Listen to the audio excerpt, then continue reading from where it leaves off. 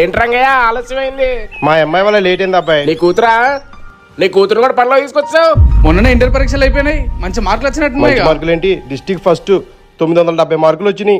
నా higher studies కి నాకు ప్రభుత్వం నుంచి సహాయం ఖచ్చితంగా అవసరం సార్. ఐఏఎస్ అవ్వాలని నాకు కలదు సార్. అది నా బాధ్యత తల్లి, మేము మాట్లాడుకున్నాం. మొండిది తల్లి. బైపీసీనా? BiPC sir. మార్క్స్ ఎంత వచ్చినాయమ్మా? 989 out of 1000 sir. District first వస్తే ఈ పని తీసుకొచ్చావేంటి? మార్కులు మంచిగా వచ్చినంత మాత్రాన మార్కు జూకర్ బర్గ్ అవుతుందా?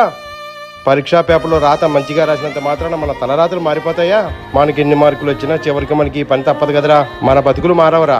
మారాలంటే డబ్బు ఉండాలి. ఎందుకు మారదు బాబాయ్? ఇప్పుడున్నది మోసం చేసే ప్రభుత్వం కాదు, మంచి ప్రభుత్వం.